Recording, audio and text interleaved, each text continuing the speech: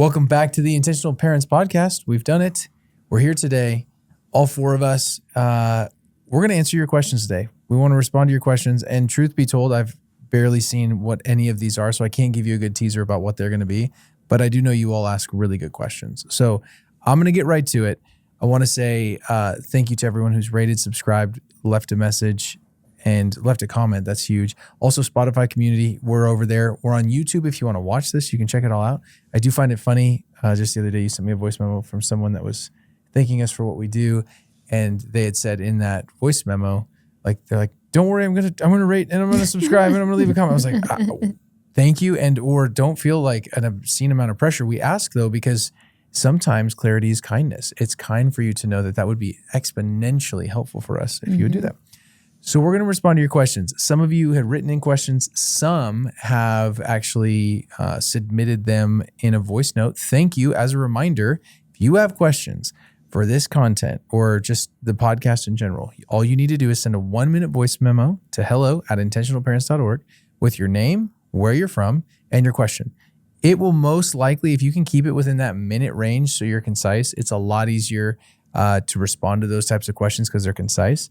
If they venture into 2-minute, 3-minute, 4-minute land, it gets really tricky to keep tracking. So verbally process before you record, then record, and then send it. That would be my encouragement as a verbal processor. So take that if it's helpful. Here's the first question. I am not sure who this person is. I'm guessing it's a lady. This is my guess. I actually know it is a lady. Hi, you guys. I'm in a pickle and I really need some guidance and wisdom on Phil this. loves pickles. I am currently married to an amazing man who I love deeply. And we have a 4-year-old kid together. From my previous marriage, I have 2 kiddos, 10 and 13. So as you can imagine, our hands are very, very full. At least my hands are very full. I am a stay-at-home mom. I work very, very part-time, so I have flexibility. But I definitely feel like I'm being stretched and pulled in so many different directions. And my husband really wants a second child. Really, really bad. I, on the other hand, am on the different end of that. I am so content. Matter of fact, we have an age difference. I'll be 40. He's younger than me. So my clock is ticking. I mean, I feel like it's like clock has given out, but I'm in great health. So I know I can do one more. My issue is I just don't know how we could work with how busy we are and how busy the kids are. And we've been praying on this for almost a year, maybe even a year and a half, if we should do this. And my husband is very for it. I'm like, I'm good. I'm so good. And I don't know what to do. I'm so stuck. Part of me is like, do I just give in and just pop out a kid and, just kind of suffer through and then reap the benefits later in life, And I don't know. I need like a nugget, wisdom, something. It's just, I need help. Please speak to me. Love you guys. Thank you. Well, mysterious lady. Thank you for that. That is very, very, just appreciate the time and the nuancing and wow, it's tricky. Automatically like this woman. I know. Yep. We like you, mystery lady. So give us your name next time, or just send it in. Her name's in the email she sent. That's okay. It's okay. We don't need to go find it right now. No, you're fine. So yeah, Elizabeth, why don't you start with this one? And this is tricky, and you're absolutely right. Let me just validate your experience. This is very tricky. Yeah. And I think it's really hard to get to that spot where you're like, there's a right or wrong. This isn't right or wrong. This isn't moral. It's wisdom. It's discernment. And so it is tricky. But Elizabeth, what are your thoughts to start with this one? Yeah. I mean, to your point that it's tricky is that there's no black or white answer of like, yes, you should do it because your husband wants it, or no, your husband should back off because you're saying you're at capacity. Like there isn't a right or wrong answer here. And it sounds like you guys are doing a good job talking together, praying together, not just rashly making a decision. But I would also imagine that there's probably some tension and some difficulty in communicating really clearly about it. And the first thing that comes to mind as you're sharing is you are carrying a load that your husband is not on 2 fronts. You have 2 kids from a previous marriage, And obviously, I would imagine he is involved in those kids' lives and they are a part of his responsibility as well. But if you're going to weight who has more responsibility in that, or more felt responsibility at least, I would imagine it's you. You carry that mental load. Plus, they are older, one of them a teenager. And then you have a 4-year-old that is your shared together. And so that's something that greatly, I think, has to be considered in this dynamic, is that you would be, sounds like, if you are the primary caregiver at home, you would also be taking on the primary role of responsibility if you add another one. And so not that is the deciding factor, but that's something that definitely needs to be a part of the conversation when you're talking with your husband, of honoring, of course, I understand why you'd want another. You love our 4-year-old. You would love to have that love happen again, and honoring his desire, but really making sure you're doing a good job bringing him into what your hesitancy is, which you clearly articulated on this message. So likely you are bringing him in. But it just makes me think of that mysterious idea of mutual submission that is hard to really understand. And I think starts with really learning to listen to each other and honor each other's current lived experience and future hope. So I think I'll just give you asked for a nugget. The nugget that's coming to mind is something that Brooke and I talked about when we were really laboring, like you guys are, over whether or not we should have a fourth. You were laboring. I was watching you labor. No, but when we were talking about Joking. whether or not it was a quick, easy labor joke. Sorry, keep going. All right. Yes, all right. we were but I'm thinking talking about our about fourth. pre that. Yes. Pre the decision to try for a fourth or not. Yeah, yep. We were really wrestling. It was not clear. It was not an easy decision, which if you know parts of our story, there are deep reasons for that. We had a daughter with special needs who was still very sick at the time. And the question that I think was kind of the deciding factor for us was we had to try to take ourselves out of how it felt right then. We were completely overwhelmed. We did not feel like we had capacity for another one.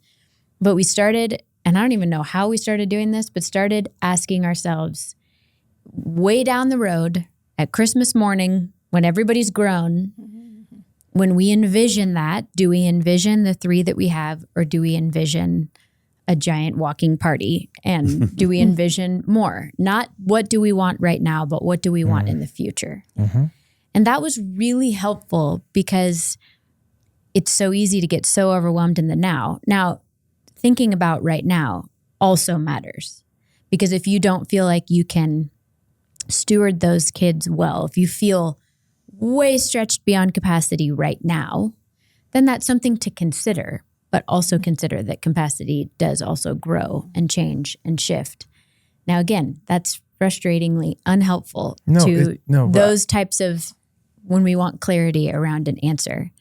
Well, we can't give you an answer. But that was something that was helpful to us to try to get out of the now and look into the future. Yeah. Yeah.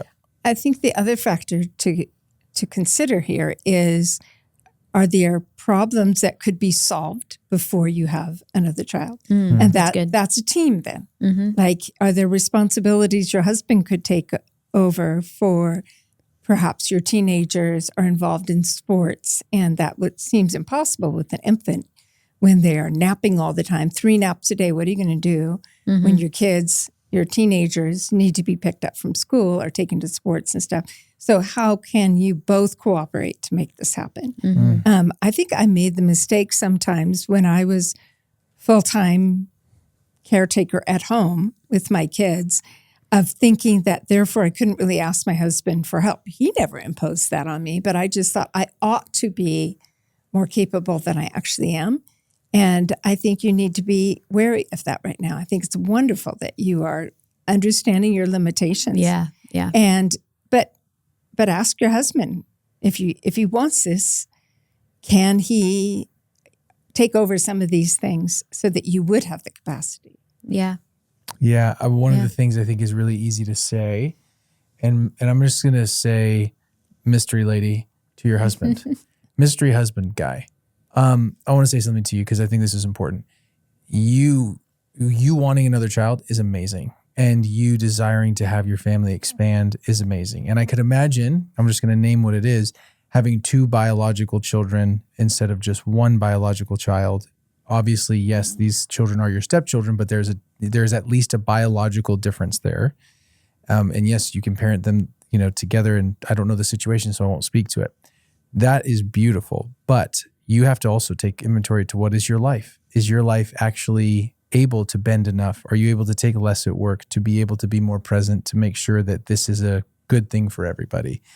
I see, and I've seen it a handful of times, and I don't think it's always the best, when men vocalize their desire very strongly for something but aren't willing to sacrifice in a way that would maybe even match or help some of the situation be a better thing. Diane, you're kind of saying that. But I want to say specifically, like, are you willing to maybe slow down your career path for right now? Are you willing to think through, how does this really impact our family? Now, again, maybe you are thinking all these things and this is just falling on deaf ears. At the same time, it's easy to say a lot and not show up. So I'd say if you are willing to actually, I think, like, if you are in a space where you're like, I really want this and I am willing to reorder our life in a way to make this happen, I think that's a different situation than just like, hey, let's have another one and like, let's keep everything the same, but let's just add one. That just obviously what I hear you saying, Mystery Lady, is I can't do more addition. I can't do more without some stuff really changing. And I agree with Elizabeth. The long view is a better view to take with this, because anytime you have kids, I mean, you've had 3 already, you said, every single time that was a major sacrifice initially. And you never look at that kid and go, gosh, I just wish you weren't here.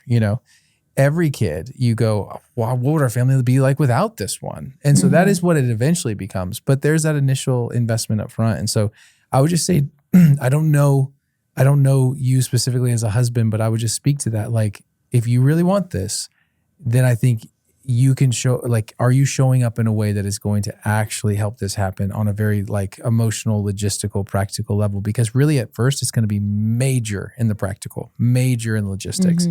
And then it will move to emotional. And also, last thing I'll say, it is never just one more. When people say, like, just have one more, it's just one more. I want to highlight something to you. That is people that usually don't parent their kids very well. That's my experience. And what I mean is, like, they have people who reframe they things have a host of kids and they're like, oh, what's another one? Like, it's a whole soul. You know how hard it is to shape a soul? I mean, it's a lot. Well, and with that big of an age gap, a 13-year-old and 10-year-old and a 4-year-old, it's a whole other sibling dynamic and tension that you don't have right now. But Mom, to what you said of honoring your limitations too, I think that get real specific about that. Are those limitations that, like you said, Mom, are movable? There's things you could move around. Is the Spirit's invitation that he wants to stretch your capacity, or is the Spirit's invitation that he wants you to accept your capacity? Yeah. You accept your own and your husband accept yours. I love, in theory, the idea of us adopting and having another one through adoption. The reality is the limitations on my own physical body and physical health have to be considered so much that it has to be a no. And it's not something that I can change currently. But it would also stop you from being an effective parent to our kids that we've already that we already have commitment to, and that's a big part of that too. So I think it's not just that your body's a limitation; it's also like it would take us away to a certain degree from our kids that we've already committed to, and so you're Phil, hit us. I think you guys have said it all, but I have just a couple quick thoughts to sum it up. They're not yet on the same page. Yes. And when it comes to marriage, good word. It's, to get on the same page, that's a good thing. And then once you're there, to stay on the same page. And so as married couples, you get off the same page. You're constantly trying to get back on the same page. So and when you're not on the same page, you need to wait. And so I think that they need to get to them where they're, feeling the same thing. 1 Corinthians 1, Paul's talking to the Corinthians and he says, I encourage you that you all agree. In Greek, it's speak the same thing. So they need to be encouraged. This couple needs to be encouraged to pray together about it, seek counsel about it, listen to each other about it. But since he has the stronger desire, in Ephesians 5, he's commanded to love her as Christ loved the church and give himself up for her. So it can't be like, I want a kid, you need to give me a kid. Like, it's kind of what you're saying. Yeah. Her body's going to go through. That's amazing what she's going to have to go through. So he needs to really honor her and listen to her.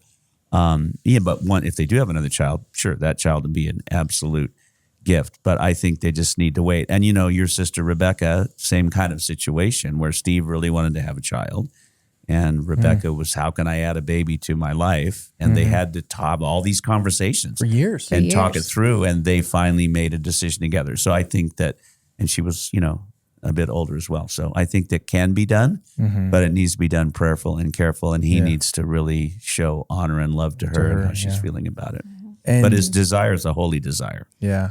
And then there's one phrase that she says, which is cute and tells a lot about her vivacious personality. Or do I just pop out a kid? And it doesn't work that way. Yeah. It's you're talking about a lifetime. Yeah. I think one of the things that nobody can impose on you is the fact that not all kids pop out healthy and well. And you really have to factor in that life happens. And I think take out the idealism of a family of 4 and or for this husband, 2 biological kids of his own. Idealism is not a good way to make decisions. You're really seeking wisdom from God as to what is best for the kids you have now and for each other. I think the last thing I'll say on this, that I think the Spirit's just giving me a nudge to say this, so I'll say this. We felt really led to have Sloan because we had Birdie. And because there was such a gap between our older 2, and we knew Birdie was the youngest and had special needs, we wanted her to have someone to grow up with in a way that was helpful. Now, our situation is different, but even with the age gap that Mystery Lady's talking about, I actually think that is something to think about too, is what is that going to be like for that little one? And I know for us, where we landed on that particular detail was we decided to have another one. And honestly, they're the best of friends. They're the closest. We have an older set and a younger set, and they have each other. And that's a big, big developmental thing that we decided. So you've pointed it out. It's very complex. There's lots of layers. And then before anyone sends me hate mail or leads any sort of like weird comment, there are good parents that have lots of kids, but I'm just saying the reasoning when people go, hey, if you just, what's another, like that reasoning of just like, oh, just have another. If you have 4, just have another. Like, oh man, just don't make this decision based upon that. They're not light small decisions, detail. is what you're highlighting. Yeah, and it's just like a whole life of that you're trying to pour into. And so anyway, I think that hopefully that is helpful. May the Spirit give you wisdom, Mystery Lady, and send us your name and send us, all that stuff. And if you decide either way, that'd be so fun. Give us the goss. Give us what's happening in the home. Yeah, let us know. Yes. Okay, we got another recording here. Here is another question, and I don't know what this one is, but let's go. Hello, this is Hannah from Albany, Oregon. Hi, I had Hannah. a question about parenting children who are very different in personality from you. For reference, I am an introverted, quieter, more cautious person who's more prone to anxiety, and I'm parenting a son who is full of energy, fearless, social, outgoing, and I love the differences in our personality. I think it's so fun. And sometimes I struggle to know how to best parent him, how to not project my own personality onto him and allow him to be his own unique self with his own God-given personality. And also how to parent him when I don't always understand him, because I have a very different wiring from him. So yeah, just would love your thoughts, your own experiences parenting children who are different from you. Thanks. Well, Hannah, how much time do you have? I was going to say, I think we have so many thoughts. Parenting kids that have different personalities than you. Wow. The first thing I'll say before anyone steals it is use the other parent to explain your child to you, because I would say that a lot of the times the differences is probably related to your spouse particularly. My son is a lot more like Elizabeth, and so in that detail, there's a lot of times, although I do have a lot of intuition and connection with him, she will explain parts of his personality to me that don't come as natural. So we will have more tension points similar to our marriage tension points. And I think that is one of the quickest ways to say, like, how do you connect with this personality type? And how do you because it's a learned behavior. Like half the time it's like me learning like, oh, all that's going to come natural right now in this moment is not going to be received well or embraced. And I have to learn how to do it differently. So that's just the first thing I would say. Lean on your spouse who most likely holds probably some of those differences. Yeah. Other thoughts? I think too, like your job as a parent is to unfold who God has given you. And so you're already doing that. You're already noting he's really different from me. This is really fun. And also it's really challenging. And I'm reading between the lines, but how you described your personality versus his, it's probably also really exhausting to you because he's just wired very differently and needs different things to be energized.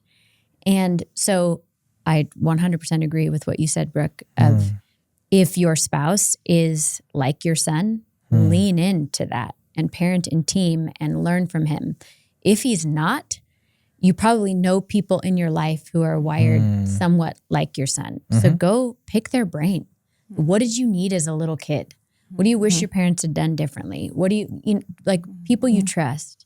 Seek counsel on that. And then I think it's really easy with our kids who are wired differently than us to try to make them like us or to view their differences, even if we're trying not to view those differences as being wrong or bad. Oftentimes we can unintentionally, subtly try to squash some of those things, make them smaller if they're a really big personality. So just even being aware of like, am I doing that anywhere? Are there any repairs I need to make with him?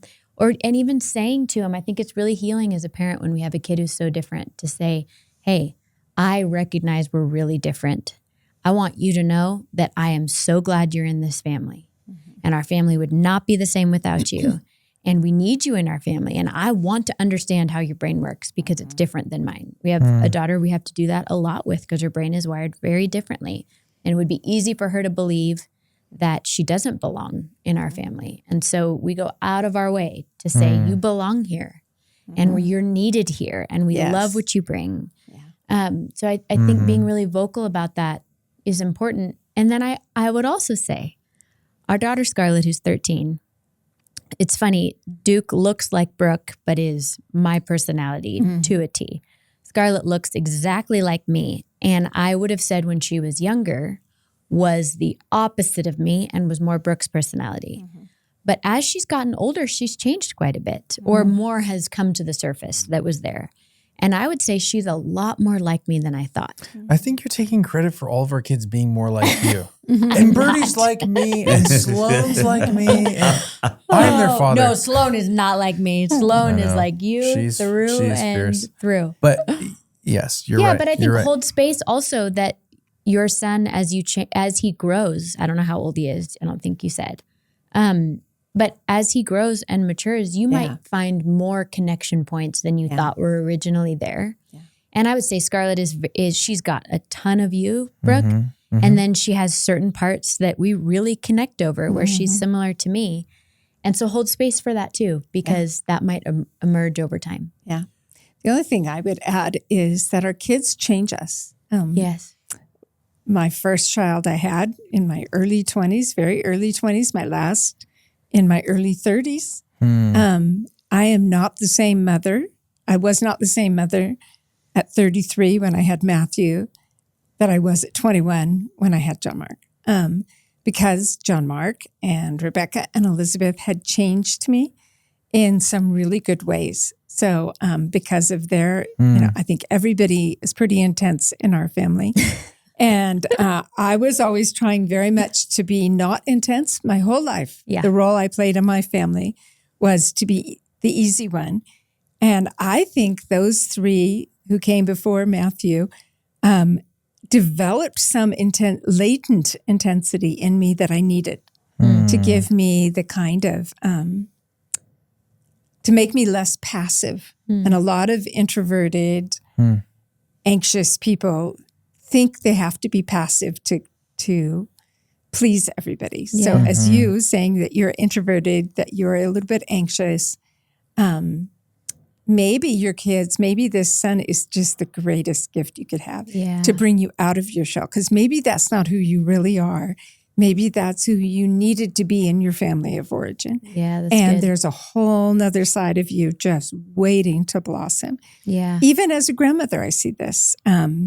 Elizabeth, your daughter Sloan, I tell you all the time how much I delight in her because I wish I was more like her. Yeah.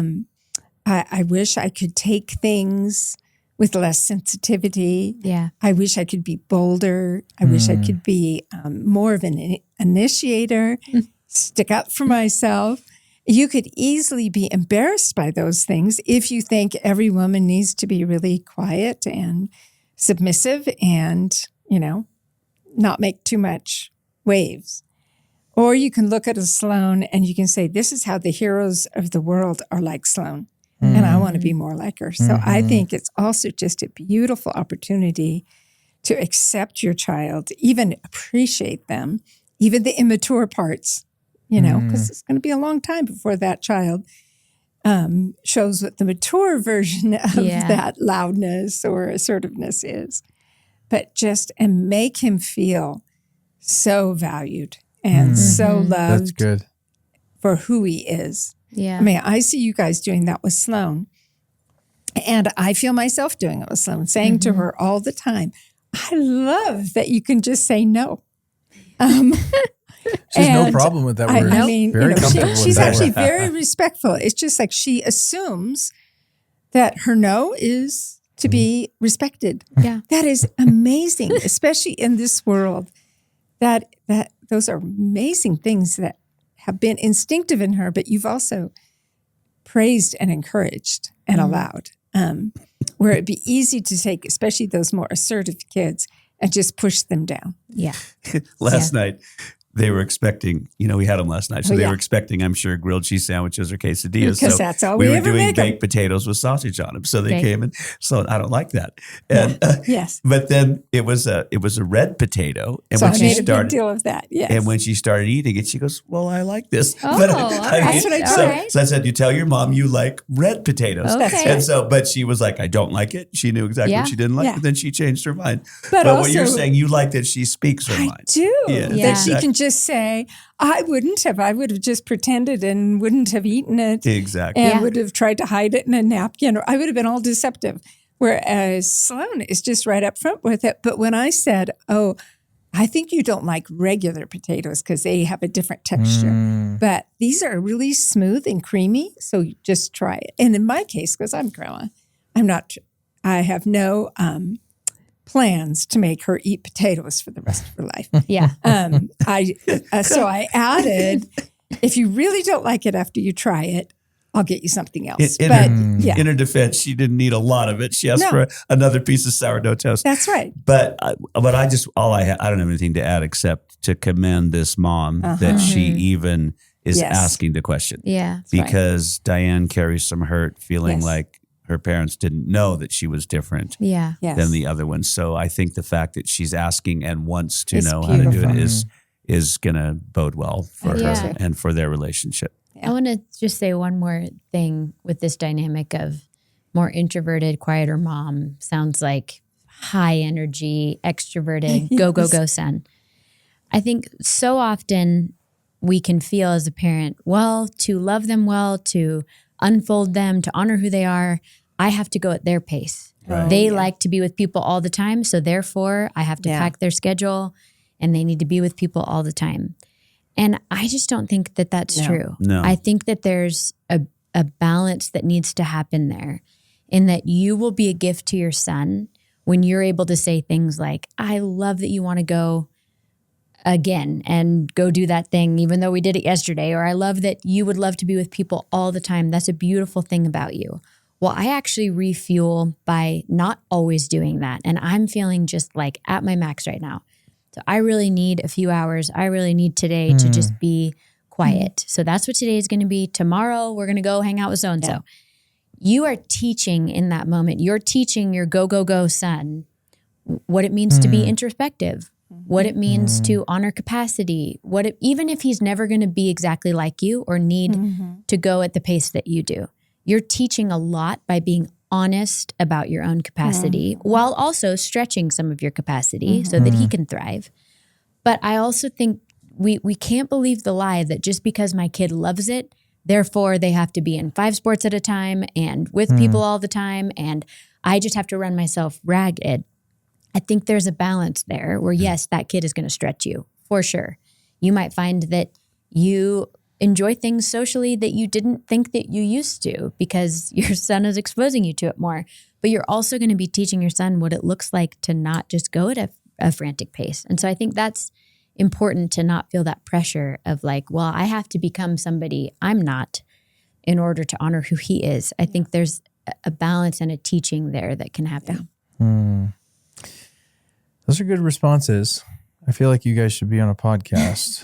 That's my thought. We'll do one more. So I'm going to this is not a voice memo. This will be my voice. This person wrote in, I'm a longtime listener. Oh, that's great. And a while ago, like over a year ago, on one of the podcasts, Diane, you mentioned that she is a good follower. I know what you mean by this. Yes. And I believe she said she could write a book about that and wish it was just called Follower rather than Leader. That's right. And this person's curious if they're remembering correctly. Yes, you are. It stuck with her. Yeah. And she's wanting us to potentially just expound on this idea. What makes a good follower specifically within the church environment and with Jesus? Because we encourage so much leadership and we're obsessed with leadership in our culture. How do we encourage following Jesus as Jesus calls us to follow first before even to lead and before we're drawing a platform or influencing? And obviously she's highlighting, yes, I think it's a she, that it's not all bad. We obviously, though, need to be good followers. How do we do it? Thoughts? Oh, I love that. Another person who sees themselves as less of a leader and more of a good follower. Yeah. I guess what really struck me pretty early in my marriage to Phil, we were on staff at a large church. And so all of our friends seemed to be these high-powered leaders. And then there comes me, who's constantly thinking about things and very introspective. And I go at a slower pace, and I don't like to tell people what to do. Makes me feel crabby to tell people what to do. So I guess I assumed that meant that I'm not so much of a leader. Okay. And that got corrected when I led a ministry in our church by accident to when we started the church. And I started feeling really protective of the women, because when you start a church, you're starting a whole new thing. And I grasped the vision of our leaders, of Phil and the other leaders. I just wanted to feminize it for the women, and found out that I'm not a good take charge leader, but I am a good relational leader because I've been a follower for so many years. And so by being a follower, you learn the importance of listening really well and cooperating. So I still would say that I'm a reluctant leader, but an enthusiastic follower. Like when we switched from Phil having the main, seat in intentional and leading intentional forward, and almost a year ago, Brooke, we switched that and you became the new leader. There's always adjustments, but I felt enthusiastic about, it wasn't hard for me then to follow you. Yeah. And I think we should think about our kids too. We should cultivate some of that. I think a good follower is flexible, is encouraging, vocally encouraging. Leaders need a lot of encouragement. Is not contentious. So you're not going to quibble over things. If you're going to talk to the leader about something, it's going to be something important, something you can't get past. I think a good follower is discerning, is able to see that vision, the vision that the leader has, even if the leader isn't articulating it perfectly. I think a good follower can sometimes articulate the vision for the leader, his own vision for him. So I think there's a lot of components it is, in a way, a leadership position to be a good follower, if that makes any sense. Yeah. Well, what I was thinking about as you were saying that is that even if you are a natural born leader and you are leading all sorts of things, it's everybody's job to learn to be a follower. Oh, not just those who insightful. aren't Yes. strong leaders. Yeah. Because not every position you're in, you're supposed to be the leader of. Think about you might be the CEO of a company, but you go to a church. Yeah. Your job is not to lead that church. Yeah. Whoever God has appointed as leaders over Yeah. that church are to good. lead that church. And you might have some sort of leadership role, but you have to ultimately have to follow whoever God has placed in leadership. So I love what you're saying, and I think it applies to anybody. We all have to learn how to be followers. Yeah. I don't know that we all have to learn how to be these strong leaders. Yeah.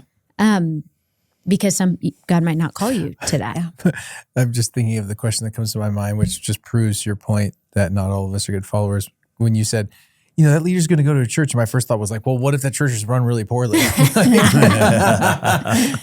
my gosh. Which I'm not saying that's not what I'm referring to I in our think own you're life. highlighting the fact that you are a leader, not a follower. But I agree with what you're saying that to follow is a really, really important skill. You'll never lead if you don't learn to follow. Yes, no this is one true. leads until they've learned to follow really well. And those who lead really well have followed really well, like you're saying, for a long time. And even if it's not natural, I think there are a lot of people that come into leadership maybe reluctantly or surprised, but I think they're probably just surprised because that wasn't their goal. Like leadership, those who are aggressive for leadership usually disqualify themselves before they get into it. Not all, but they have a bumpy road. When you are just aggressive towards leadership, you're like missing the main principles of leadership that you lead to serve.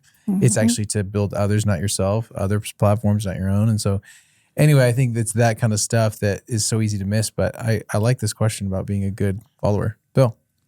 Yeah, well, I'm thinking of this in terms of we're all to be followers of Jesus. So I think it always gets back to, let me look at Jesus. Let's see how he lived his life, and because he's my perfect example. Yes. And then what did he ask me to do? So I think, this question is about, Diane said, I'm a good follower, and that there's reasons that she's a good follower. She doesn't have an agenda.